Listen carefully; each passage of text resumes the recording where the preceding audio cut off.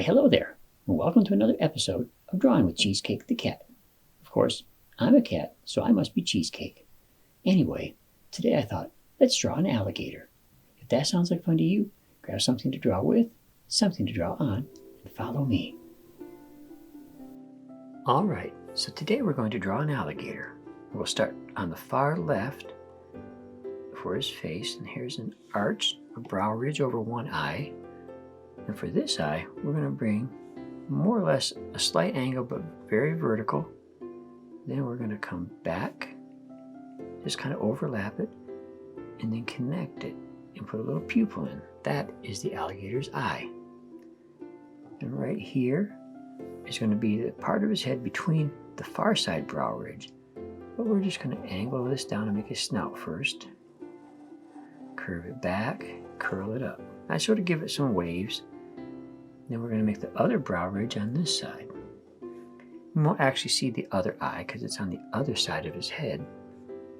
And you can put a little bit of a line coming in here to indicate his snout. And we're going to come back a little bit under this nostril and begin the lower jaw. Follow the curve of the mouth, bring it right back like so. Then we're just going to indicate a little bit of his head. Now he's going to have a long body, so let's just give it a nice arch. Instead of going all the way to the tail, we're just going to do the body portion right there. You could continue, but I think we'll just keep focused first on this. Now, let's give him his forelegs. And let's make these, they usually have their elbows kind of bent, but we're going to make the forelegs straight. At a slight angle with a couple lines for the elbow. Two little branches at the top. And let's give him sort of triangular shaped toes on his foot. Then, from right behind his mouth, we're not going to connect this. This is going to be the line separating the upper part of his body from his belly. But right back here, let's give him a curved leg, and what we'll do is we'll start about the same height as this, make a long curve, and then we're going to come right here and make a short curve. His back leg is sort of like a dog leg, sort of angled. We're going to curve this down to stop about right here. You can put a couple little creases in this part, bring this down, and then again we'll make 3 triangular toes. You can put, again, these little branches just sort of give him sort of wrinkles and connections to his upper body. So here, let's bring this back. That is going to be, the line separating his stomach from his upper body. Now let's do the tail. Now the tail we can make wiggly, but they usually carry them very horizontal to the ground. So we're going to do the bottom part like so. You just bring them to a point, and then you can continue this line from right behind the leg. Imagine it goes under, and then right about there you'll stop. Now let's make the other foreleg. Again, 3 triangular toes. And then the other hind leg. Keeping this angle in mind. And 3 triangular toes. And we can put some lines fading out as we come down for shadow on the far legs. Then we're going to put segments under his belly, which are just sort of angled curves. This is the part you might usually color yellow. Just keep it going all the way back.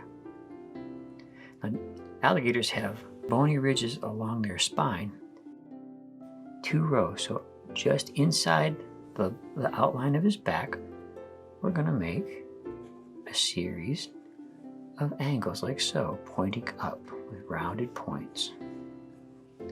You can make them sharp, I suppose. We're just going to run it back until they taper out at the end, kind of getting smaller.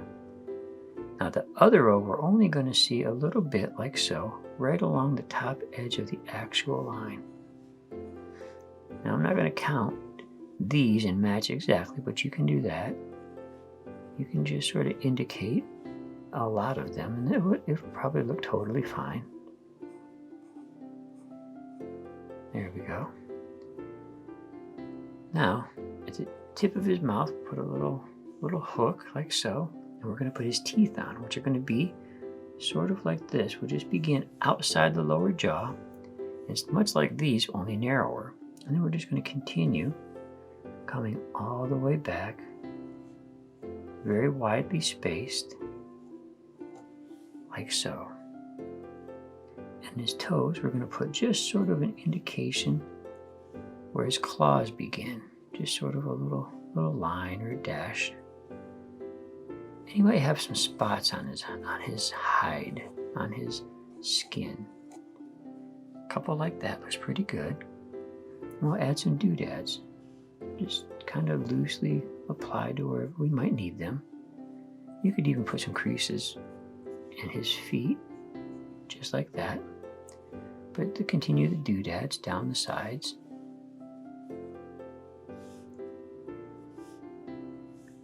And we don't want to get too carried away, so I think that's pretty good. That is our alligator. Good job, everyone. Wow, I'm a cat, so I really don't like to swim, but I definitely wouldn't want to swim with an alligator like that. That said, I sure had fun drawing one. If you did too, I sure hope you will follow the Drawing with Cheesecake the Cat show. Until next time, draw, draw, draw, and draw some more. Bye-bye.